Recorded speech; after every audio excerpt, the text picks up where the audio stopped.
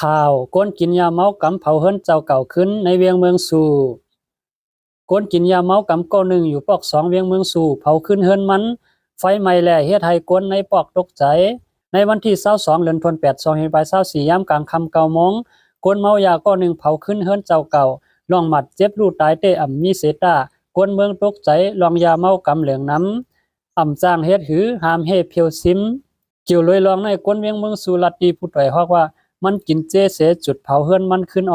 ลองหมัดเจ็บเตอ่ำมีค่าไฟไหม้เฮือนเขาหลายๆก้วยต่างเฮือนเตไฟอ่ำลามแทงค่าฝนก็ตกตั้งวันตั้งคืนค่าเฮือนเขาเตก็ไม่เปียดเสียงค่าว่าไหนย้อนไฟไหม้ในเสเฮือนเย2จันมันใจมีรองลู่ซุ้มตกเมียนเงิน12 แสนปลายยามเหลียวผู้ชายก็อันจุดเผาเฮือนมันขึ้นนั่นปลายไว้เจ้าหน้าที่ภูมิบุญพรตึกขาตัวมันใจไว้อยู่ว่าไหนไว้ซึกมันยึดเมืองมาในเฮ็ดให้วานเมืองสุกยุงก้นเมืองหากินเลี้ยงต้องหยาบปางต่อรองเหลืองน้ำยาเมากำกอเหลืองน้ำซื้อขายกันง่ายมีเจ้าหน้าที่จุ่มไหลมาเพียวม้วยกวาดล่างปันว่าไหนพ่อค้าข่าวคนในก็ปึกอิงเอามาในสื่อข่าวผู้ต่อยฮอกแต้มต่างไว้หนังไหนคะ